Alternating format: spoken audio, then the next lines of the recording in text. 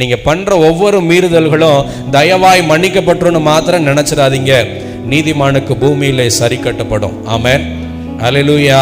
அவர் சரி கட்டுதல் கொஞ்சம் காஸ்ட்லியா இருக்கும், கொஞ்சம் கௌரவத்தை இழக்க வேண்டி வரும், கொஞ்சம் அவமானப்பட வேண்டி வரும், கண்ணீர் சிந்த வேண்டிய சூழ்நிலை வரும். அதுக்கு அந்த மறைவான பாவத்திலிருந்து வெளியே வருகிறது எவ்வளவோ நல்லது. இந்த மனுஷனுக்கு ஆண்டவர் அப்படிதான் சொன்னார்.